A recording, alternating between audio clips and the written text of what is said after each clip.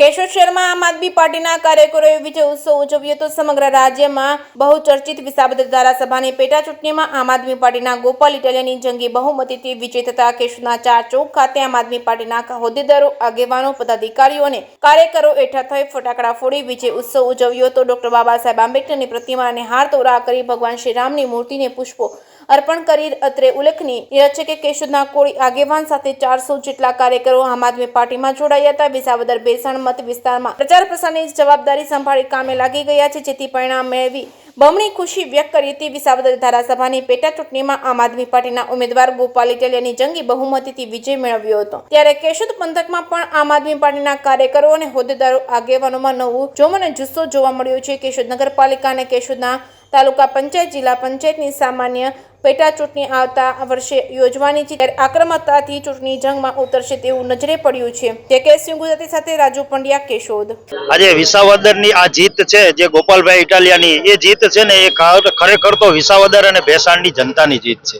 કારણ કે ગોપાલભાઈ ઇટાલિયાએ જે ખેડૂતો માટેથી અને જે અવાજ ઉઠાવ્યો હતો એ ખેડૂતોની આજે જીત છે. અને આ જીતની અંદર આજે ઘણા બધાનો સહયોગ છે. એવા આમ જોઉં તો જવાહરભાઈ ચાવડા જે ગુજરાત આહિર સમાજના પ્રમુખ છે, એમણે એમ કીધું હતું કે જે નડ્યા એને નડીએ, એનો મહત્વનો ફાળો છે એમાં.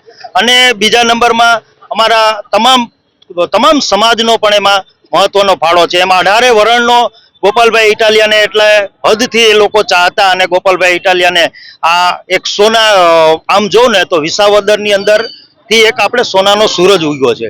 અને આ ભ્રષ્ટાચારની અંધકાર દુનિયામાં એક સોનાનો સૂરજ એવો ઉગ્યો છે કે આખા ગુજરાતની અંદર પ્રકાશ ફેલાવશે. અમે પણ ઘણા બધા લોકોને લઈને ત્યારે આ મુદ્દે અને આવનારા સમીકરણો જે કેશોદના છે એ મુદ્દે કઈ કહેશો? હા, એમાં એવું છે, હું છે ને ભાઈ ભાજપ છે એ પોતાની વિચારધારાથી વિપરીત દિશામાં જઈ રહી છે. એટલા માટે થઈને અને હું ભાજપ છોડીને આમ આદમી પાર્ટીમાં 300 જેટલા યુવાને બિલખા ખાતે હું જોડાણો. પછી મારા ઘણા બધા કેશોદના પણ સ્થાનિક પ્રશ્નો છે, જે પ્રશ્નોનો આજે જેના કારણે આજે કેશોદની જનતા છે એ ત્રાહિમામ છે. આજે ભ્રષ્ટાચાર છે એ ચરમસીમાને પાર પહોંચી ગઈ છે. આ બધા જ પ્રશ્નોને હવે આવનારા સમયમાં અમે ઉકેલ લાવશું અને અવાજ ઉઠાવશું. આજ રોજ 87 વિધાનસભા વિસાવદરમાં ગોપાલભાઈની જંગુ બહુમતીથી જીત થઈ છે. આ અવસરે ત્યાંના ખેડૂતો, ત્યાંના તમામ ગામના આગેવાનો એ બહુ જ જોરદાર ભૂમિકા ભજવી છે. ખાસ કરીને તો જવાહરભાઈ ચાવડાની પણ આમાં મહત્વની ભૂમિકા રહી છે. પછી બીજા નંબરે આવે છે કોળી સમાજ. અમુક દિવસો પહેલા જયભાઈ કેસવાલા 300 કોળી યુવાનો સાથે આમ આદમી પાર્ટીમાં જોડાણ હતા. એના હિસાબે પણ કોળી સમાજની મહત્વની ભૂમિકા રહી છે. આ બધી ઇતર સમાજની અલગ અલગ મહત્વની ભૂમિકા, ત્યારબાદ પટેલ સમાજની પણ મોટામાં મોટી ભૂમિકા રહી છે.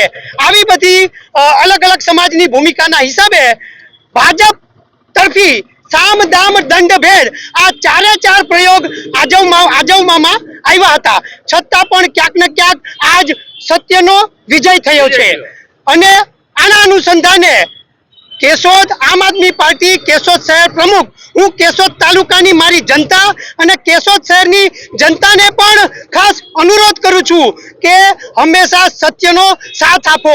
કેશોદમાં જો તમે અત્યારે ભ્રષ્ટાચારે માજા મૂકી છે, આવું ન થવા દો તમે. આવી મારી નમ્ર અરજ છે કેશોદની ન્યાયપ્રિય જનતાને. જય જવાન, જય કિસાન. આજે ગોપાલભાઈની ભવ્ય જીતના હિસાબે 4 ચોક કેશોદમાં બાબા સાહેબની પ્રતિમાને હારતોરા કરવામાં આવ્યા છે. પ્રભુ શ્રી રામની પ્રતિમાને પણ હારતોરા કરવામાં આવ્યા છે અને આતશબાજી કરી છે. આ તકે પોલીસ, સરકારી તંત્રએ ખૂબ સાથ સહકાર આપેલો છે. આજે કેશોદમાં મહત્વના પ્રશ્નો છે. આવનારી નગરપાલિકાની ચૂંટણીને લઈને તમારું શું આયોજન છે ને આજે મહત્વના કેશોદના ક્યાં પ્રશ્નો? મહત્વના કેશોદના તો અત્યારે જે અંડરબ્રિજનું કામ થઈ રહ્યું છે, છેલ્લા 4 વર્ષથી આ અંડરબ્રિજનું કામ થઈ રહ્યું છે, પણ શાસક પક્ષ આમાં કોઈ જાતની તસદી લેતું નથી. અલગ અલગ કોન્ટ્રાક્ટરો આમાં કામ કરી અને પોતાની ભૂમિકા ભજવી ગયા, પણ આજ પૂર્વ પશ્ચિમથી પસાર થતો તમામ નાગરિક છેલ્લા 3.5 વર્ષથી પીડાય છે. આ કોઈ પણ શાસક પક્ષને નજરમાં નથી આવતું. આ ખાસ અમારો મહત્વનો મુદ્દો રહેશે.